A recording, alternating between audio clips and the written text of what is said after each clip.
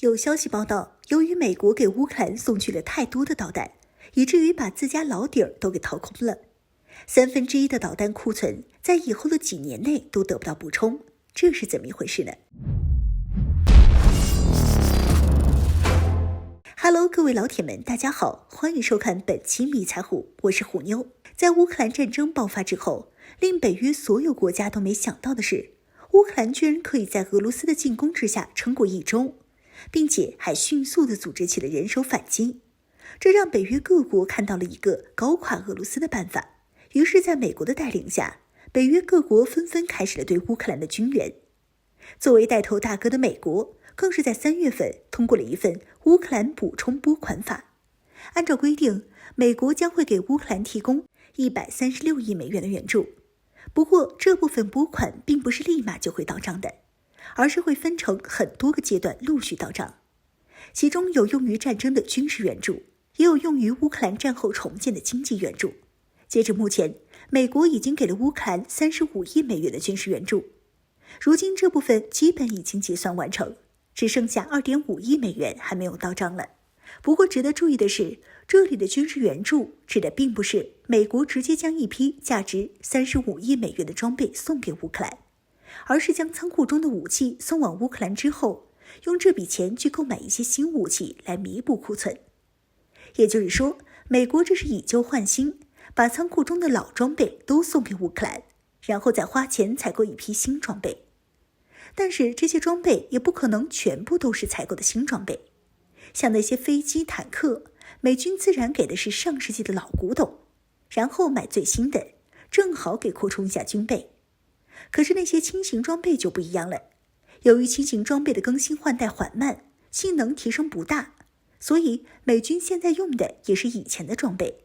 送给乌克兰的轻型装备就像毒刺和标枪，它们大量的列装在了美军各大部队中。由于它的操作简单，性能尚可，受到了很多外国买家的追捧。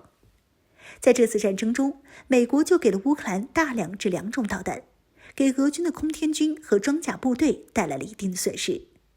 在看到这些武器对俄军的杀伤还算有效后，美国更加热衷于提供这类武器来达成杀伤俄军的目的。但是让所有人没想到的是，美国送着送着把自家老底儿都给送了出去。美国五角大楼2位负责采购的官员向媒体表示，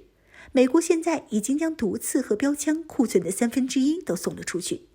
而美国的国防部高级采购官员艾伦·洛德更是表示，毒刺导弹的库存在接下来的几年内都很难得到补充，因为这款导弹已经停产，生产线也被关闭。想要对这款导弹进行生产的话，需要花费几年的时间去建立一条新的生产线，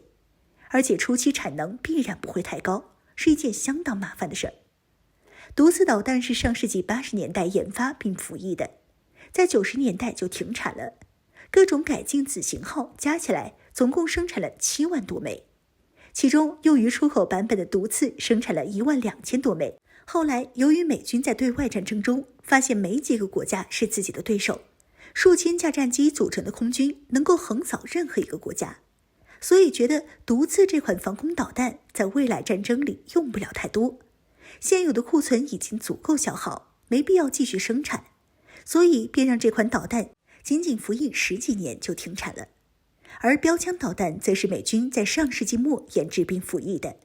服役后没多久，美军觉得这款武器的性能很强，所以开始了大批量的采购，并衍生出了多个不同版本的型号用于出口。仅仅1999年到2001年2年间，美军就采购了将近1万枚标枪导弹。但长期打治安战的美军没发现标枪有多大实战需求，毕竟中东的反美武装手里几乎只有轻武器，坦克基本见不着，标枪导弹几乎没有派上用场的时候，反倒是仓库里的库存越来越多，所以便把标枪的采购量大砍一刀。最近3年仅采购了2000多枚，剩下的钱全部用于先进导弹的研发去了。标枪导弹的产量在这些年来大幅减少。相比较毒刺，标枪导弹的情况可能会更好一点，毕竟这款导弹的生产线还在，不需要从零开始。而毒刺就不一样了，一切都是从零开始，并且制造毒刺导弹的工人也要进行重新培养。